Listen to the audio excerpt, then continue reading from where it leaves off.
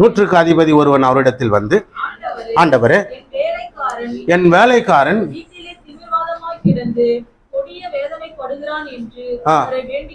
வேண்டிக் கொண்டான். அதற்கு இயேசு, நான் வந்து அவனை சுகமாக்குறேன்பான்றாரு. 100 பேருக்கு அதிபதி,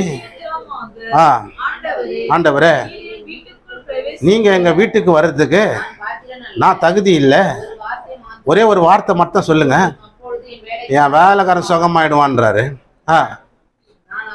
நான் அதிகாரத்துக்கு கீழ்பட்டவனா இருந்தும் எனக்கு கீழ்பட்டு இருக்கிற சேவகரும் உண்டு.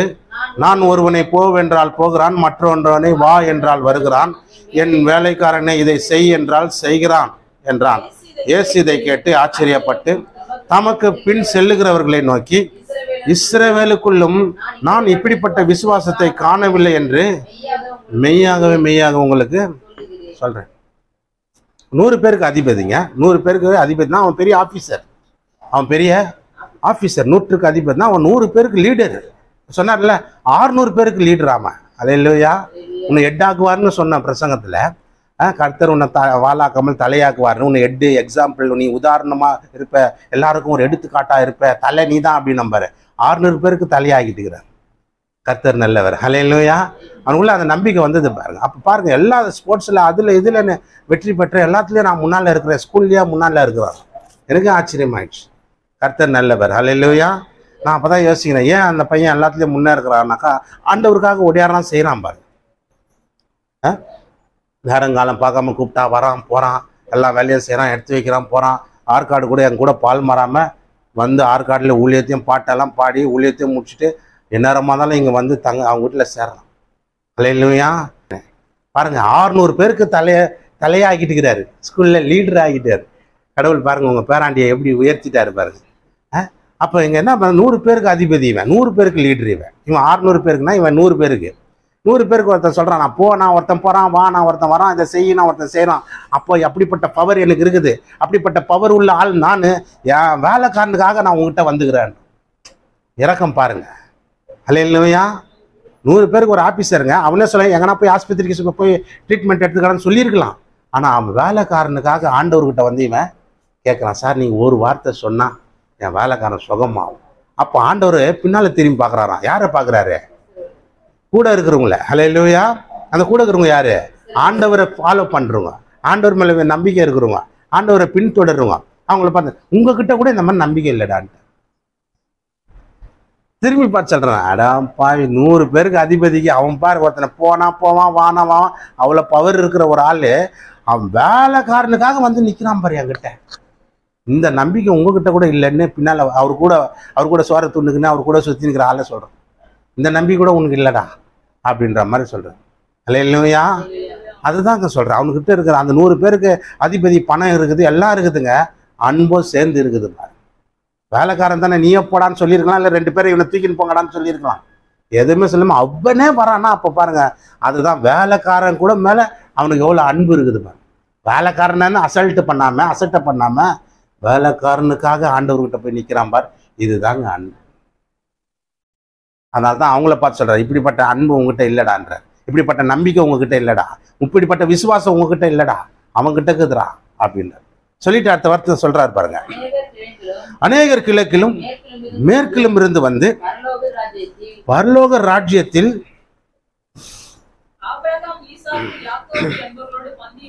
ஆபிரகாமும் ஈசாக்கு யாக்கோபோடு பந்தி இருப்பார்கள், ராஜ்யத்தின் புத்திரரோ.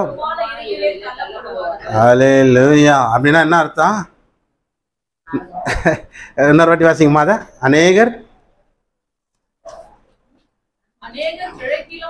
அநேகர் கிழக்கிலும் மேற்கிலும் இருந்து வந்து பரலோக ராஜ்யத்தில் ஆபிரகாம் ஈசாக்கு யாக்கோபு என்பவர்களோட பந்தி இருப்பார்கள், ராஜ்யத்தின் புத்திரரோ புறம்பான இருளிலே தள்ளப்படுவார்கள், அங்கு அழுகையும் பற்கடிப்பும் உண்டாயிருக்கும் என்று உங்களுக்கு சொல்லுகிறேன். பின்பு இயேசு 100க்கு அதிபதியை நோக்கி, நீ போகலாம், நீ விசுவாசித்தபடியே உனக்கு ஆகக்கடுவது என்றார். அந்த நாளிகையிலே அவன் வேலைக்காரன் சொஸ்தமானான். 12ஆம் வசனத்தை வாசிக்க, ராஜ்யத்தின் புத்திரரோ புறம்பான இருளிலே தள்ளப்படுவார்கள், அங்கு அழுகையும் பற்கடிப்பும் உண்டாயிருக்கும். ராஜ்யத்தின் புத்திரன்னா யாரு சொல்றாரு?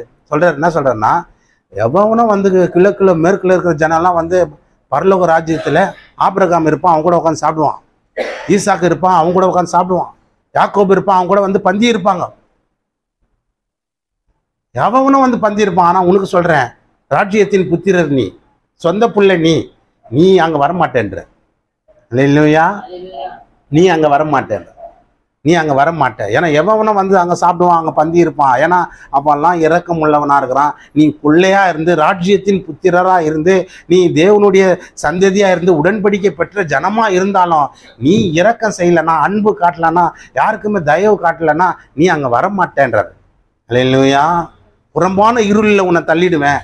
அங்க அழுகையும் பருக்கடிப்பும் உண்டாங்க, பல்ல கடிப்பாங்க, ஐயோ அப்படின்ற மாதிரி அங்க இருக்குமாப்பா. நரக வேதனை நீங்க சொல்ற இல்ல, அங்க அந்த மாதிரி இருக்குமா, பல்ல கடிப்பான், ஐயோ ஐயோ ஐயோன்றான், புலம்பிக்கிட்டே இருப்பியான். அழுகையும் புலம்பலும் உண்டாயிருக்கும். புறம்பான இருளில் தான் உனக்கு பங்குன்றார். யாரு சொல்றாரு? அந்த லேவி யாரு? ஆண்டவருடைய உடன்படிக்கை ஆளு. அந்த ஆசாரியன் யாரு? ஆண்டவருடைய உடன்படிக்கை ஆளு. சமாரியன் ஆண்டவருடைய உடன்படிக்கை ஆள் இல்லை, அவன் ஒரு கிறிஸ்தவன் இல்லை. ஆனா அவனுக்கு நல்ல குணம் இருக்குது, நன்மை செய்யறான். அப்ப அவனை தான் சொல்றாரு, லேவியும் வரமாட்டான், ஆசாரியனை வரமாட்டான், சமாரியன் வருவான். இல்லையா? இப்ப இங்க 100க்கு அதிபதி வருவான். பின்னால இருக்கிறவங்களை பார்த்து சொல்றாரு, உனக்கு நம்பிக்கை இல்லை, அவனுக்கு இருக்குது. அப்ப நம்பிக்கை இருக்கிறவன், விசுவாசம் இருக்கிறவன் அவன் வருவான்டா. அதை தான் சொல்றாரு. கிழக்குல மேற்குல இருந்து எவனும் வந்து பந்தி இருப்பான். ஆனா சொந்த ஆள், நீ ரட்சிக்கப்பட்டன்ற கிறிஸ்டின்னு சொல்ற, நீ அங்க வரமாட்ட, உன்னை புறம்பான இருள்ல போடுவான்டாங்க. அங்க அழுகையும் பற்கடிப்பும் உண்டாயிருக்கணும். எவனும் நம்புறான், விசுவாசிக்கிறான். நீ இன்னும் விசுவாசம் இல்லை, இவ்வளவு நாள் கோயிலுக்கு வர. எவனும் ஆண்டவர் மேல நம்பிக்கை வச்சிருக்கிறான், உனக்கு அந்த நம்பிக்கை இல்லை. அல்லேலூயா.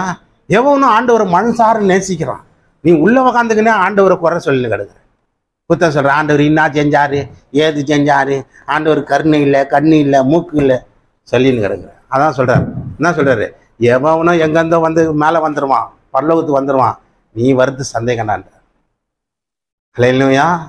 யாரு சொல்றாரு? அத யாரு சொல்றாரு? பின்னால வர ஜனங்களை பார்த்து சொல்றாரு.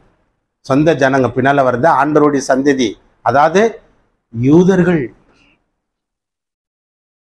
பார்த்து சொல்ற, நீ வர்றது கஷ்டம்டாங்க, நீ அங்க வர்றது கஷ்டம்டா. சொந்த ஜனம், ரட்சிக்கப்பட்ட ஜனம் சொல்றாரு, நீ வர்றது கஷ்டம். லேவி ஆண்டவருடைய சந்ததி சொல்றாரு, நீ வர்றது கஷ்டம்டா. ஆசாரியன் ஆண்டவருடைய சந்ததி, நீ வர்றது கஷ்டம்டா. சமாரியன் அவன் வந்து நிற்கிறான். சமாரியர்களோட யூதர்களுக்கு கலக்கம் இல்லை, பழக்கம் இல்லை, அவங்க வேற. இல்லையா? அந்த சமாரியர்கள் யாரு? வேற டீம், அவங்க வேற டீம். ஒரு இடத்துல இயேசு கணத்துட்டு போய் உட்கார்றாரு, ஒரு பொண்ணு தண்ணி மண்ணுக்குது. அந்த பொண்ணு யாரு? சமாரிய ஸ்திரீ. அந்த பொண்ணுக்கு எத்தனை பேர் ஹஸ்பண்டா? 5 பேரா. அப்போ சமாரியாரில் இருக்கிறவங்க எப்படி இருப்பாங்க யோசனை பண்ணுறாரு. ஹலோ, புரியுதா உங்களுக்கு? இயேசு ஒரு கணத்தாண்ட போய் தண்ணி குடிக்கிறதுக்கு உக்காராரு. அங்கே ஒரு பொண்ணு தண்ணி முல்ல வருது, கொஞ்சம் தண்ணி குடின்னு கேட்குறாரு. அந்த பொண்ணை சொல்லுது, நான் சமாரியரா இருக்கிறேன், நீ யூதரா இருக்கிற, என்கிட்ட நீ கேட்கலாமா தண்ணி? நீ உயர்ந்த ஜாதி, நான் தாழ்ந்த ஜாதி, அதில் நீங்கள் பரிசுத்த ஜாதி, நான் வந்து மோசமான ஜாதி, எனக்கு 5 புருஷன், அப்போ ஒருத்தராக டைவர்ஸ் பண்ணி கல்யாணம் பண்ணிக்கிது போல 5 இந்த மாதிரி சொல்றாரு. அப்போ யூதர்கள் பார்த்து, சீசர்கள் பார்த்து, இவரையா அந்த பொண்ணுகிட்ட பேசின்னு கிடக்குறாரு. அப்போ சமாரியர்கள் யாருமா? அப்படிப்பட்ட ஒரு சந்ததி, அப்படிப்பட்ட ஒரு இனம், அப்படிப்பட்ட ஒரு மக்கள். அப்போ அவன் தான் என்ன பண்றான்? அந்த சமாரிய தேசத்திலிருந்து வந்தவன் என்ன பண்றான்? இரக்கம் செய்யறாங்க. இப்போ சொல்லுங்க, ஆண்டவர் புள்ளன்னு சொல்ற நான் இரக்கம் செய்யாம போயிட்டா நான் போவான் பரலோகத்துக்கு? எவனோ ஒருத்தன் அநியாய ஆக்கிரமம் செய்வான், அவன் திடீர்னு யாருன்னா நல்லது செஞ்சானா அவன் போயிடுவான்.